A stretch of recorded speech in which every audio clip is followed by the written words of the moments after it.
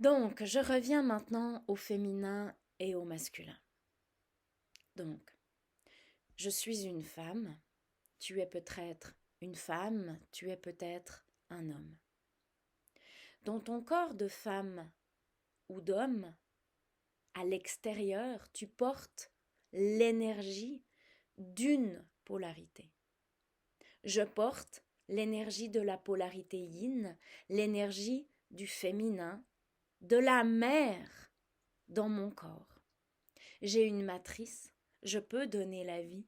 J'ai donné 2 fois la vie jusqu'à terme. Et mes filles sont nées de mon ventre.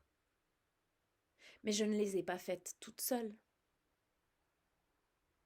Il a fallu qu'un homme, un masculin, un père s'unissent avec moi. Mais lui ne pouvait pas porter la vie en son sein, parce qu'il porte l'énergie, l'essence du yang dans son corps matière. Donc dans nos corps, nous portons soit la polarité yin de la mère, avec cette matrice qui peut donner la vie, et l'homme porte la polarité yang avec son bâton de lumière qui peut projeter la lumière au cœur des ténèbres, et les deux ensemble, en s'unissant, donnent la vie. Mais nous ne sommes pas qu'un père et une mère, nous sommes beaucoup plus que ça. Et à l'intérieur de nous, il y a ce couple intérieur féminin et masculin. Et si je ne m'identifie qu'à la polarité yin, et que j'identifie l'homme qu'à la polarité yang, eh bien on se retrouve dans ce moment de rencontre où les deux sont différents. Et c'est difficile d'accepter la différence. C'est difficile d'accepter qu'on n'est qu'une seule polarité. Si je ne dois être que la matrice, le vide, le noir, l'informe, ben je ne peux pas donner forme. J'ai besoin du masculin. Je vais alors me retrouver dans l'apathie, dans la souffrance, dans la victime, sans pouvoir. Et c'est mon masculin intérieur qui, en s'unissant à mon féminin intérieur, va me permettre d'avoir le yang à l'intérieur de moi pour pouvoir agir dans ma vie. Et c'est parce que la femme a été rejetée que dans sa seule polarité de mère, qu'elle est tombée dans la passivité et dans la rébellion, et du coup a cru qu'elle devait être comme l'homme. Et les femmes sont devenues comme des hommes, avec cette énergie yang de bourreau qui rejette la vie. Donc au final, le féminin, dans son essence, a été mis au fond d'un puits. Et le monde, les hommes et les femmes doivent retrouver l'essence du féminin, les véritables qualités du féminin. Parce que sans le féminin, il n'y a pas de vie.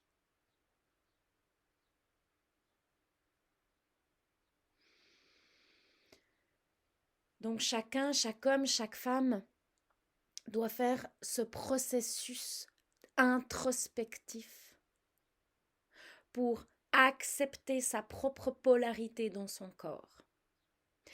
Et à l'époque des grandes écoles de mystère, les femmes étaient initiées par d'autres femmes, créant ce qu'on appelle aujourd'hui les cercles de femmes, afin que chaque femme puisse honorer les qualités du féminin dans leur propre corps, tout en acceptant les qualités du masculin dans leur couple intérieur. Et c'est de cette union que la femme devient un être entier avec un masculin et un féminin qui peuvent s'unir. Et alors elle pourra reconnaître en le masculin extérieur un complément, un partenaire.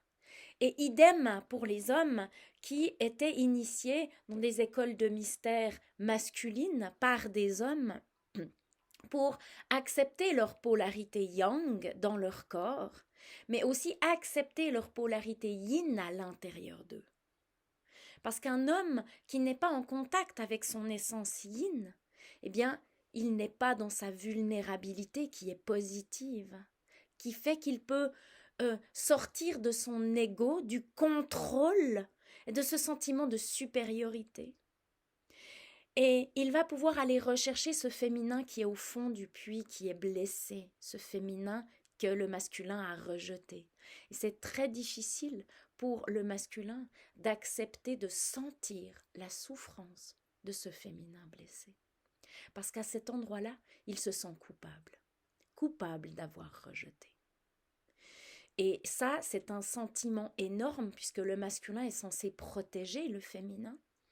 Eh bien, de se sentir responsable, coupable du rejet, donc de la blessure fondamentale du féminin. Eh bien, le masculin doit accepter cette impuissance. Et c'est dans ce chemin de pardon, de soi à soi, que le masculin va pouvoir accueillir son féminin, sentir les émotions, les douleurs, reconnaître sa part de responsabilité et accueillir l'essence du féminin. Alors là où c'est difficile, c'est que les femmes, dans leur victime, comme elles doivent agir, si elles sentent qu'elles ne peuvent pas agir parce qu'elles ne peuvent pas être un homme, un masculin, eh bien, elles vont manipuler. Et les femmes, le féminin, est le champion et la championne pour manipuler, pour être sournois. Vous connaissez tous bien ça. Eh bien oui, le féminin va devoir accepter sa propre ombre et accepter que le féminin, pour se venger, va elle-même, avec son masculin blessé intérieur, rejeter l'homme. Et là, la femme doit accepter qu'elle a elle-même joué le même jeu, avec son masculin intérieur blessé. Elle a rejeté le féminin de l'homme, et donc a rejeté l'homme. Et elle doit elle-même faire ce processus d'accepter son ombre et de se pardonner. Et ensuite, chacun va pouvoir pardonner à l'autre. Et alors, on va pouvoir se retrouver. Et ce chemin doit se faire d'abord à l'intérieur de soi. Et c'est pour ça qu'il y a tant de cercles de femmes et de cercles d'hommes qui se créent aujourd'hui, afin que chacun puisse retrouver l'unité à l'intérieur de lui ou d'elle, mais séparément.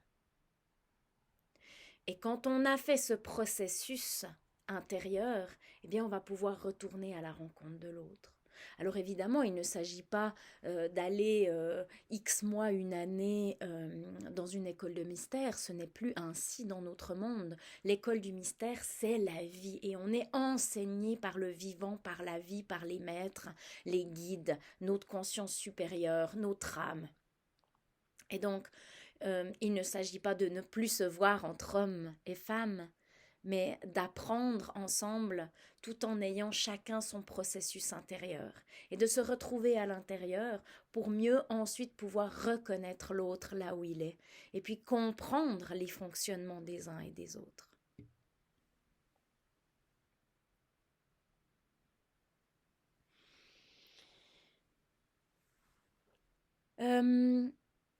Donc l'énergie du père et de la mère qui sont dans nos corps.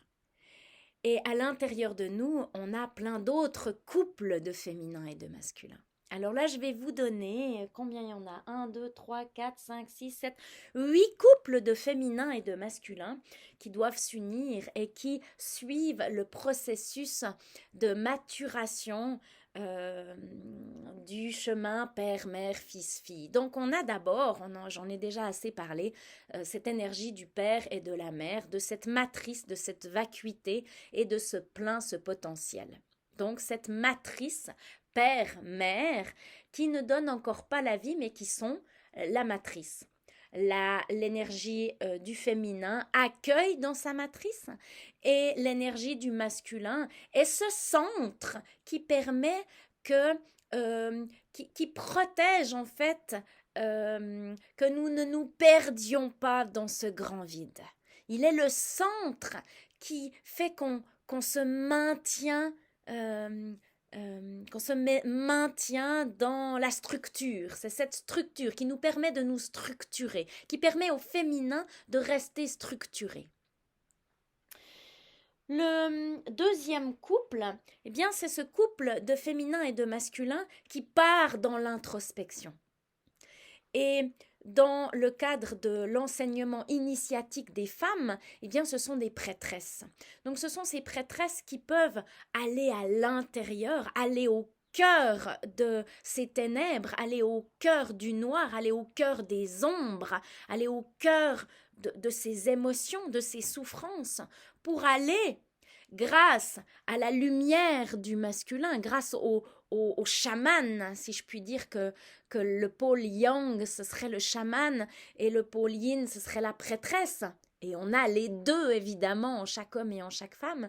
Et le chaman est comme le gardien de la lumière qui maintient pour que le féminin, en allant au cœur des ténèbres, ne se perde pas dans ses souffrances. Je ne vais pas en dire trop, j'y reviendrai. Le troisième couple, eh bien, c'est après cette introspection, cette transmutation des ombres, eh bien, le yin et le yang se retrouvent. Et ça crée l'amour inconditionnel et cette énergie fils-fille qui vivent dans l'amour inconditionnel.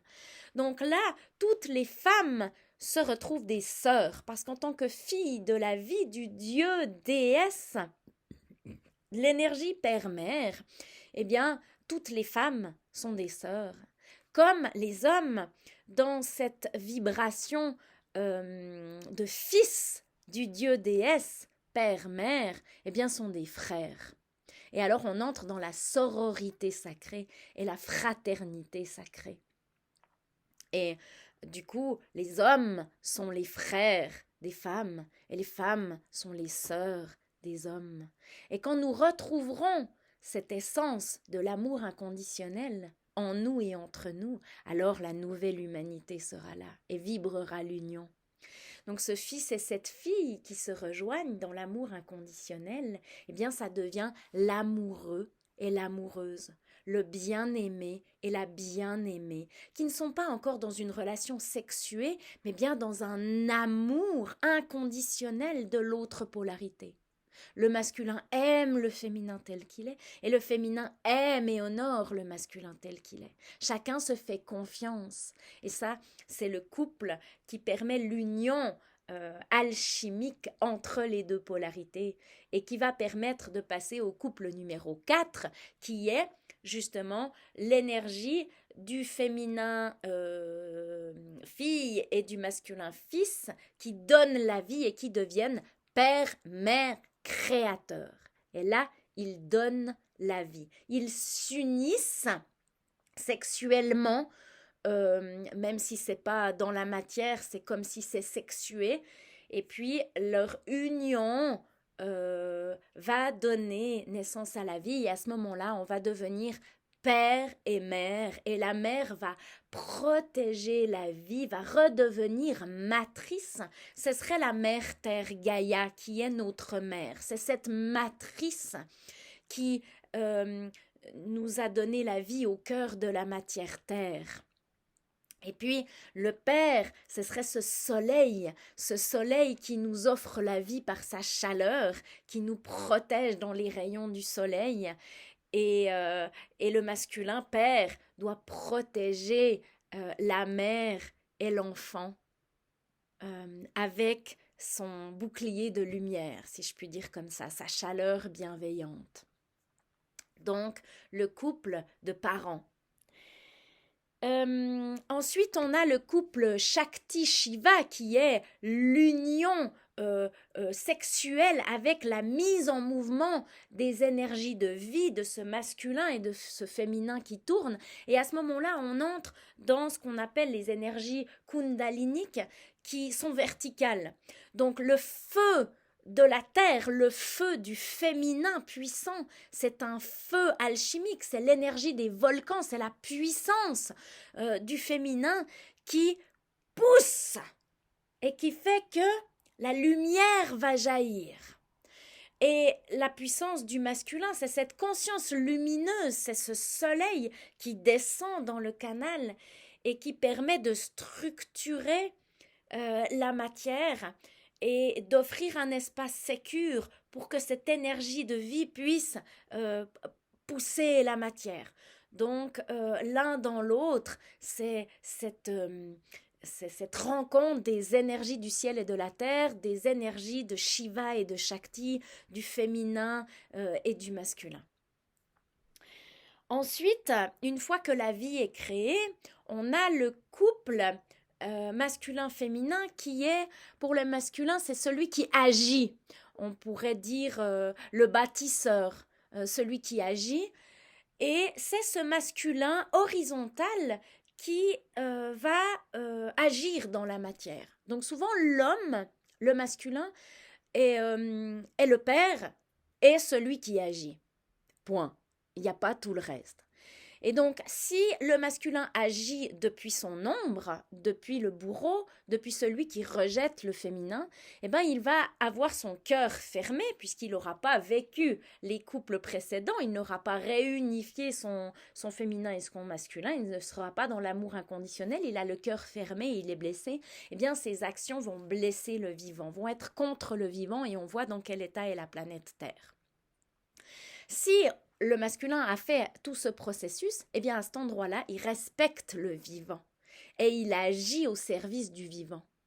Donc il va écouter l'énergie du féminin qui lui dit, qui pousse son action et il va aller agir, mettre dans la matière, matérialiser. Et c'est là que l'informe va prendre forme. C'est là que nos idées vont prendre forme dans la matière, vont se matérialiser. Tous nos projets peuvent prendre corps dans la matière. Et si mon masculin n'est pas actif à cet endroit-là, eh ben mes projets ne vont jamais prendre vie dans la matière. Vous avez peut-être des fois des idées, des projets qui ne se réalisent jamais. Eh bien, il va falloir travailler votre masculin. Alors, à cet endroit-là, quand le masculin agit, eh bien le féminin, qui est le monde, qui est la beauté du monde, l'harmonie du monde, va lui renvoyer son reflet. Quand vous voyez une forêt avec des feuilles qui poussent, de magnifiques couleurs, les oiseaux qui chantent, vous voyez la beauté du monde et vous vous sentez bien, vous êtes émerveillé. Le masculin est émerveillé et du coup est fier de son action. Mais quand nous voyons des arbres coupés, des forêts coupées, quand nous voyons du béton partout, eh bien, si nous sommes touchés, c'est que notre cœur est ouvert. Et à ce moment-là, je vais me rendre compte que mon action est contre la vie. Donc c'est ce que me renvoie le monde de mes actions qui va m'indiquer si mes actions vont dans la bonne direction ou non. Donc tout ce que me renvoie l'image du monde, eh bien je peux me le réapproprier et me demander, ok, est-ce que mes pensées, mes paroles, mes émotions créent un monde harmonieux?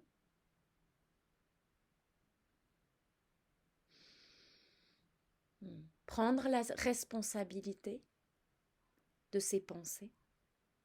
Si mes pensées sont négatives, je vais créer un monde non vivant. Si mes émotions sont discordantes, je vais vivre dans le chaos. Et si mes actions ne sont pas dans la pensée pure et le cœur pur, la paix intérieure, eh bien, elles seront contre le vivant. Donc tout ce travail d'introspection nous renvoie au couple précédent.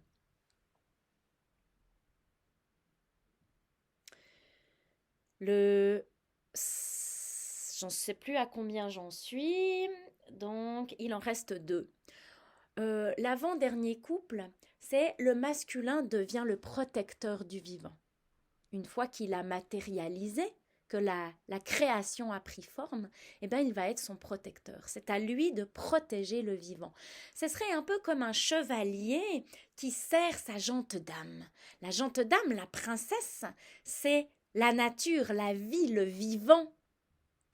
Et le chevalier, eh bien, il va, de par ses valeurs qui honorent, qui sont au service du vivant, va protéger la vie.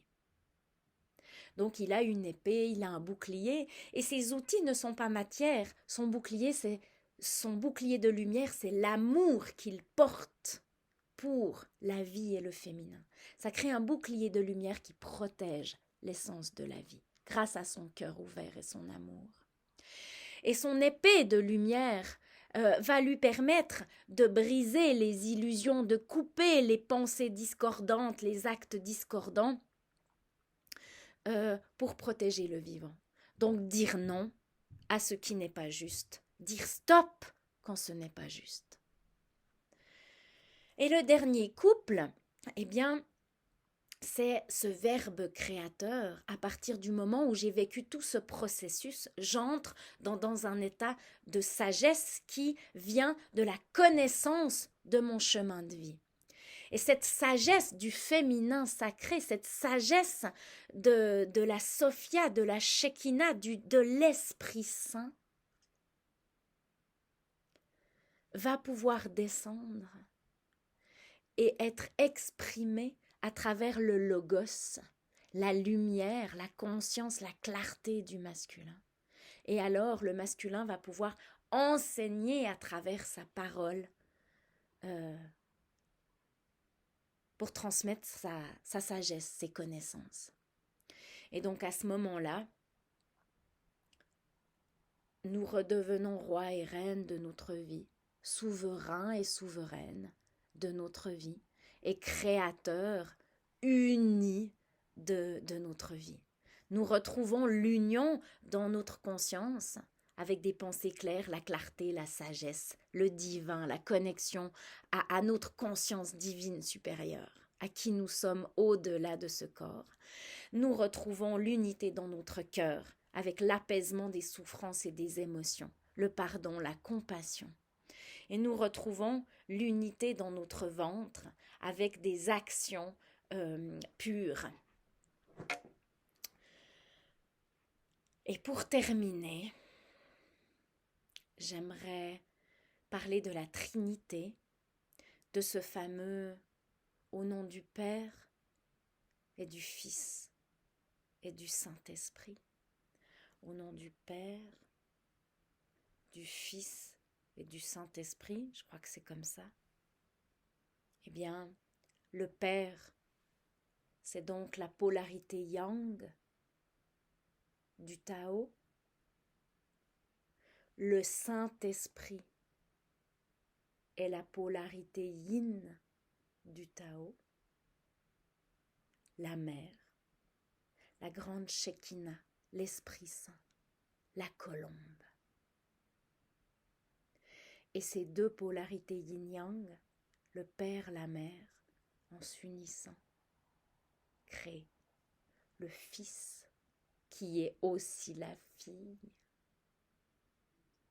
Fils-fille, créateur de vie, de la cellule de vie primordiale qui permet au mouvement de se créer et à la vie d'émerger de la grande matrice.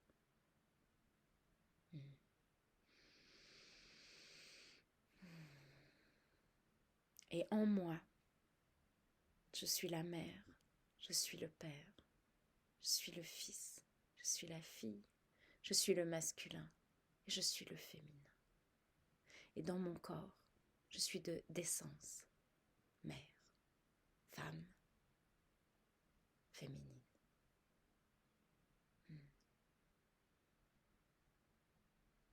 Et je te vois, toi ma sœur, toi mon frère,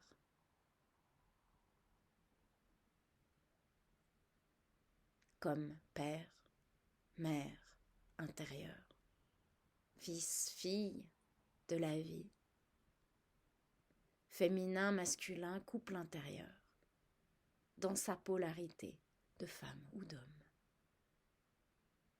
Et je souhaite que chacun puisse faire ce processus d'introspection afin de retrouver l'essence et les qualités du féminin et du masculin pour créer la nouvelle terre.